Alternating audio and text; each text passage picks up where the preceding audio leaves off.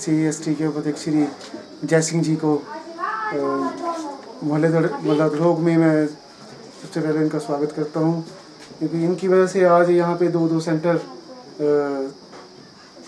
चल रहे हैं, जिसमें एक सिलाई कढ़ाई का है और एक चंबा चप्पल का सेंटर, जो था कि इनकी वजह से ही बड़े मुश्किल से इन्होंने हमें ये सेंटर दिए।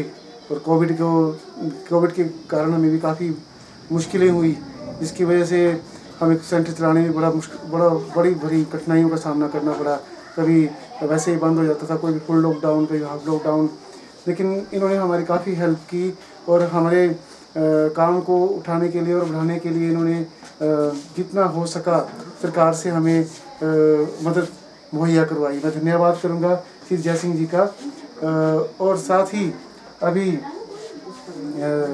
यहाँ पे अम्बेडकर सोसाइटी के चेयरमैन श्री शिवकरण जी भी उपस्थित हैं। मैं उनसे आग्रह करूँगा कि वो मुख्य अतिथि महोदय श्री जय सिंह जी को टोपी व बुके देके सम्मानित करें।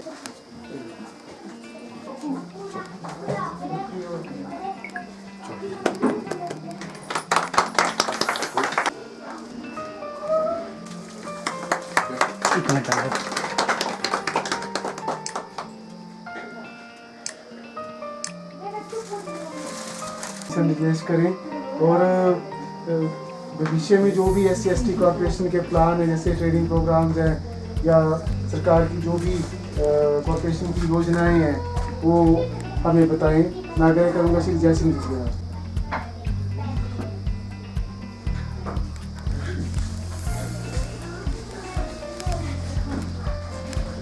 के बीच जो है अम्बेडकर मिशन सोसाइटी के प्रधान श्री शिवकरण जी और हमारे कॉर्पोरेशन की तरफ से चलाए गए सिलाई सेंटर और कढ़ाई सेंटर की अध्यापिका मैडम कंचन कुमारी जी और आप हमारे सभी बहनें आई हैं हम पर।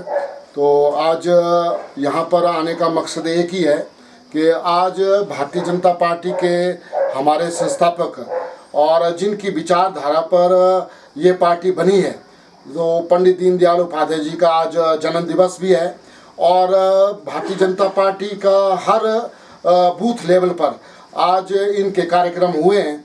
और साथ में हिमाचल सरकार ने प्रधानमंत्री गरीब कल्याण अन्न योजना जो शुरू की है, उसमें जो है 7 लाख परिवारों को जो है आज हिमाचल में 5036 डिपो में, जो सरकारी डिपो हैं, उनमें लोगों को जो है गरीब कल्याण योजना के तहत जो है मुफ्त में अन्न मुहैया करवाया गया है। उसमें 10-10 किलो चावल है, दालें हैं और आटा है, वो गरीब लोगों को, जो हमारे IRDP के लोग हैं, उनको जो है मुहैया करवाया गया।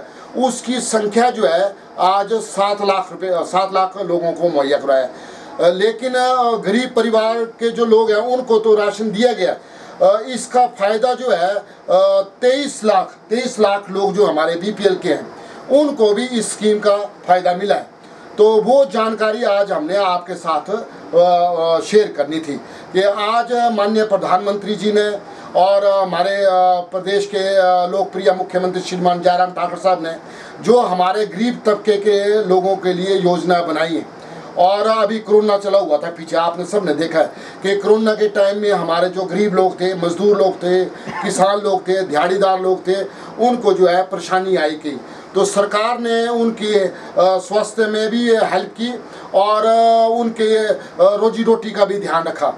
हमारे हिमाचल के मुख्यमंत्री श्रीमान जयराम ठाकुर साहब हिंदुस्तान के पहले मुख्यमंत्री हैं जो कि अपनी ईमानदार छवि के लिए, और सबसे ज़्यादा काम अगर हिंदुस्तान में किसी प्रदेश में हुआ तो माननीय जयराम ठाकुर साहब ने किया। वो हमारे मुख्यमंत्री जी को पहला अवार्ड भी मिला है, शिवकरण भाई, पहला अवार्ड जो है हिंदुस्तान का सबसे ज़्यादा काम करने वाले और कोरोना के टाइम में लोगों को स्वास्थ्य सुविधा देने वाले हमारे एकमात्र जो है हिंदुस्तान में श्रीमान जयराम ठाकुर साहब का नंबर हुआ है और उनको अवार्ड भी मिला है और ये मैगजीन में भी आया है और पूरे हिंदुस्तान में इसकी चर्चा है चली हुई। तो बोलने का मतलब ये है कि हमारी सरकार को बने हुए 3 साल से ऊपर हो गया अब, और सरकार ने हमारी जो गरीब लोगों के लिए काम किया है उसकी हम चर्चा जो है गांव-गांव जाती है और महल्ले-महल्ले में जाके लोगों को अवगत करवाते हैं। जैसे हमारे मोहल्ला धड़ोक में गरीब लोग थे और उनके इलाज के लिए दिक्कत आ रही थी, तो मैंने प्रधान जो हमारे महल्ले के धड़ोक महल्ले के, उन्होंने हमें उनके नाम दिए और उनके बिल वगैरह भी दिए। तो उस चीज़ को हम माननीय मुख्यमंत्री जयराम ठाकुर साहब के पास ले गए और उन्होंने उनका जितना भी मेडिकल का जो खर्चा हुआ था वो उनको रिफंड द्वारा करवा दिया। तो ये छोटी छोटी बातें हैं, लेकिन हमारे गरीब लोगों के लिए महत्वपूर्ण बातें हैं। अब जैसे महिला गृहिणी सुविधा योजना है, उसके तहत जो हमारे IRDP के लोग हैं उनको हमने मुफ्त में सिलेंडर और गैस चूल्हे दिए हैं। इसी तरह एक माननीय मुख्यमंत्री साहब ने मुख्यमंत्री स्वावलंबन योजना शुरू की है। उसमें क्या है कि जो हमारे बेरोजगार साथी हैं, बहनें हैं, युवाएं हैं, नौजवान साथी हैं, तो वो जो है इस बार 600 करोड़ रुपए का प्रावधान जो है नौजवानों को मदद करने के लिए दिया है। उसमें 60% सब्सिडी है, 35% सब्सिडी है, यानी कि 100 में से 75 रुपये सरकार ने देने हैं और बाकी का शेष पैसा जो है बंदे ने देना, और ताकि अपना जो है व्यवसाय शुरू कर सके। और जैसे महिला समृद्धि योजना है, अब वो हमारी महिलाएं हैं तो उनके लिए भी हमने योजना बनाई है। जैसे हमारे SC/ST कॉरपोरेशन में महिला समृद्धि योजना के तहत जो है आप लाख रुपए लोन ले सकते हैं, 2 लाख ले सकते हैं, 3 लाख ले सकते हैं और अपना कारोबार जो है शुरू कर सकते हैं। जैसे हमने यहाँ पर ब्यूटी पार्लर खोलने की डिमांड आई थी, तो हम उसको ब्यूटी पार्लर भी खोलेंगे और उसकी मदद भी करेंगे और उसको जो है दुकान चलाने के लिए पैसे भी देंगे, ताकि वो अपनी दुकान में ब्यूटी पार्लर का काम करे और अपना स्वरोजगार पैदा करे और बच्चों को जो है वो ट्रेनिंग दे, ताकि बच्चे जो है ट्रेनिंग लेने के बाद अपना काम जो है शुरू कर सकें। ऐसे छोटे छोटे काम हैं, उसके लिए हमारे माननीय मुख्यमंत्री साहब जो है मदद करने के लिए तैयार है। हम चाहते हैं कि माननीय मुख्यमंत्री साहब ने जो काम किया है, जो उन्होंने गरीब लोगों के लिए काम किया है, वो आप तक पहुंचाया जाए और आप भी अपने घरों में जाके इस चीज़ की चर्चा करें। माननीय मुख्यमंत्री साहब है, पहले मुख्यमंत्री हैं जिन्होंने गरीब लोगों के लिए स्कीमें बनाई हैं। अब जैसे हमारी गरीब बच्ची हैं जो IRDP के परिवार हैं, उनकी गरीब बच्ची हैं, उनके जब शादी होगी तो 51,000 रुपये जो है माननीय मुख्यमंत्री साहब की तरफ से उन परिवारों को मिलेगा, नहीं तो आज दिन से पहले नहीं होता था। अब आवास योजना, मुख्यमंत्री आवास योजना है, उसके लिए 2.5 लाख 1.5 लाख रुपया जो है सरकार मुहैया करवाती है। और उसमें कोई ये नहीं है कि जाति की विशेष जाति को लाभ दिया जाता है। जो भी गरीब परिवार के हैं, जिस भी जाति से है, कोई भी गरीब हो चाहे किसी भी जाति का, उसको जो है सरकार जो है मकान जो है बना के देगी। और बड़े मैं आपको एक और नॉलेज की बात बताता हूँ कि पिछले 3 सालों में माननीय मुख्यमंत्री साहब ने 10,000 मकान जो है गरीब लोगों को बना के दिए, 10,000 मकान। और अभी पिछले बजट में जो है पास हुआ कि 10,000 और मकान बनाएंगे। तो उन जो गरीब लोग हैं, आपके भी मोहल्ले में कोई गरीब होगा, उसको भी मकान हमने दिया है। हमने ये नहीं देखा कि पार्टी ने देखी है कि ये कांग्रेस पार्टी का, ये BJP पार्टी का, ये उसका फलानी पार्टी का, तो इसको हम वो नहीं देंगे। जो भी डिजर्व करता है, जो भी उसमें लाइन में आता है, जो भी डिजर्व करता होगा, उसको हम सरकार की योजनाओं का फायदा उठाएंगे। गरीब लोगों के लिए जो इनकम लो इनकम है, जिनकी 35,000 से कम इनकम है, अब हमारे कॉरपोरेशन में जो IRDP के लोग हैं, अनिल भाई भी हमारे पास लाते हैं, तो हमने कम से कम 150-200 बंदों को 50,000 का लोन दिलाया। उसमें 50,000 के लोन में क्या है कि 40,000 रुपया उन्होंने भरना है और 10,000 सब्सिडी है और 4% के हिसाब से लोन जो है वापस करना है। तो इससे बड़ा वो नहीं आपको फ़ायदा मिल सकता है। आज से पहले मैं पुरानी सरकारों का बात नहीं करना चाहता हूँ, क्योंकि अनिल भाई को पता है कि शिवकरण जी को पता है कि दफ्तरों के चक्कर लगाते थे, तो दफ्तरों के चक्कर लगाने तो अधिकारी काम नहीं करते हैं। अब हमने स्टैंडिंग इंस्ट्रक्शनें दी हैं कि कोई भी आदमी आएगा, कोई भी कर्मचारी उस आदमी को डील करेगा और उसका काम जो है वो पूरा करेगा। अगर वो काम नहीं करे तो आपको एक शिकायत लिखनी पड़ेगी, ठीक है, कि भी हम ऐसे गए थे और हमारा काम नहीं हुआ, तो उस भी एक्सप्लेनेशन कॉल हो जाती है। अब एक और माननीय मुख्यमंत्री साहब ने सबसे बड़ा हिंदुस्तान में काम किया है, जिसका कि विदेशों में भी चर्चा हुई, और उस बात को आप भी जानते होंगे, जो जनमंच कार्यक्रम है। जनमंच कार्यक्रम ऐसा है कि जैसे हमारे गरीब लोग हैं, ये अधिकारी काम नहीं करते हैं, तो उस जनमंच में जो है वो बंदा जाके जाएगा और अपनी शिकायत पेश करेगा और उसकी मौका पर ही वो शिकायत का निवारण हो जाता है। कई बार लोगों को गलतफहमी हो जाती है कि जनमंच में नौकरियां दी जाती हैं, नौकरी नहीं दी जाती हैं। जनमंच में लोगों की समस्याएं सुनी जाती हैं कि लोगों की समस्याएं क्या है, और सरकार का मंत्री, सरकार के अधिकारी, डिप्टी कमिश्नर, एसडीएम साहब, एसपी साहब और एसएचओ साहब, पूरा प्रशासन जो है वहाँ पर मौजूद होता है। तो उसका जो है उन समस्याओं का निपटारा जो है वहीं पर होगा। कई बार आपने देखा होगा कि मंत्री साहब ने कई अधिकारियों की एक्सप्लेनेशन निकाल दी, तो वो क्यों निकाली? क्योंकि गरीब आदमियों का काम नहीं हुआ था। लेकिन शिकायत तो आपको करनी पड़ेगी कि भी हमारे काम नहीं हुए। अगर आप शिकायत नहीं करेंगे तो ना तो अधिकारी को पता चलेगा, ना ही सरकार को चलेगा पता, ना ही प्रशासन को चलेगा पता।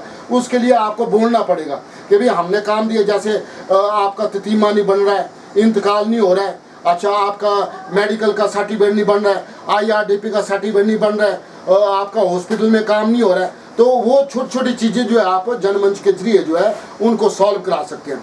नौकरी नहीं देती सरकार, नौकरियां तो कंपटीशन का ज़माना है। हमारी भारतीय जनता पार्टी सरकार जो है कंपटीशन पे वो काम करती है कि जो मेरिट में होगा उसी को, मेरिट में जो नंबर आएगा उसी का काम होगा। पार्शलिटी नहीं होती है, पारदर्शिता के साथ काम करते हैं। आजकल RTI का ज़माना है, कोई भी गलत काम करेगा तो वो RTI लेके जो है उसका भांडाफोड़ कर देती है। ठीक है, तो बोलने का मतलब ये है कि हमारी सरकार जो है एक निष्पक्ष सरकार है और आम आदमी के लिए काम कर रही है सरकार। तो हम चाहते हैं कि जो सरकार ने योजनाएं बनाई हैं, अब जैसे एक मैं आपको योजना बताना भूल गया, शकुन योजना। वो क्या है कि हमारे जो बच्चे हैं, गरीब बच्चे हैं, अनुसूचित जाति के, अनुसूचित जनजाति के, कोई भी है, जनरल कैटेगरी है, किसी भी जाति का है, उसको 51,000 और 31,000 रुपये सरकार जो है शादी के टाइम देती है। आपने क्या करना है, एक वीडियो दफ्तर में जाना है और एक एप्लीकेशन लिखनी है कि हमारे बच्चे की शादी है और ये फलानी डेट मुकर्रर हुई है, तो उसको जो है थ्रू चेक जो है पेमेंट जो है मिलेगी। तो योजनाओं का फ़ायदा आप तब उठाएंगे जब आपको नॉलेज होगी, तो आपको जानकारी होगी। डिप्टी कमिश्नर के बाहर आप देखेंगे बोर्ड लगा होता है सरकारी योजनाओं का, उनको आप पढ़ें, उनको पढ़ के आप उस चीज़ का फ़ायदा उठाएं। तो आज पंडित दीनदयाल उपाध्याय जी की जयंती भी थी, हम सब भाई बहनों ने इस जयंती को भी मनाया है। तो मैं इसके लिए भी आपका धन्यवाद करूंगा कि हम सब ने आज जयंती मनाई और उनका जन्मदिन मनाया। और इसी तरह भी आगे जो भी कार्यक्रम होंगे, सरकार के कार्यक्रम, हम उनको भी मनाते रहेंगे। तो इन शब्दों के साथ आप सबका बड़ा बड़ा धन्यवाद। और मैं चाहूँगा कि सरकार ने जो आपके लिए फ़ायदेमंद योजनाएं बनाई हैं, उनका आप जो है फ़ायदा उठाएं और अपने घरों में उन के बारे में चर्चा करें कि सरकार ये काम कर रही है और सरकार ने क्या क्या काम किए हैं, गरीबों के लिए इतने काम हुए। और एक बात मैं बताना भूल गया था कि वन टाइम सेटलमेंट जो है हमारी कॉरपोरेशन में चली हुई है, और वन टाइम सेटलमेंट का फ़ायदा भी जो हमारे गरीब लोग हैं उसका फ़ायदा उठाएं। और जो दूसरे हमारे जनरल कैटेगरी के जो लोग हैं उनके लिए भी वन टाइम सेटलमेंट का प्रावधान जो है सरकार ने की है। तो सारे समुदाय के लिए हमारी सरकार जो है काम कर रही है। तो हमने सब ने मिलजुल कर काम करना है और सरकार की योजनाओं को जो हमने गांव-गांव तक पहुंचाना है, मोहल्ले मोहल्ले में पहुंचाना है और सबको जानकारी होना चाहिए।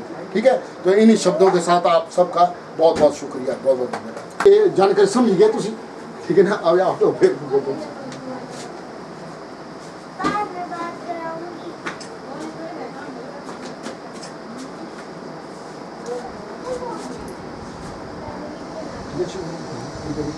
ये ब्यूटी पार्लर का है कोई बंदा बच्चे, तो उस चीज गवर्नमेंट की और बड़ी स्कीम है जिस तरह से फायदा उठा सकते। सरकार की जो स्कीम में है, थोड़ी सी जानकारी हम समझ नहीं पाए। अपना आप भी और बच्चों को B.Tech में जाना है, बच्चे को लाइफ है ले था, तो हमारे लोगों को जो भी गए होंगे चक्कर, उनकी परिस्थितियाँ ऐसी थी कि उस टाइम कोरोना काल था, अब भी कोई उम्मीद नहीं है, हमें वो नियम तो पालन करने हैं, लेकिन गरीब लोगों को आर्थिक तंगी ना आए इसलिए ये सरकार के कार्यक्रम आयोजित किए।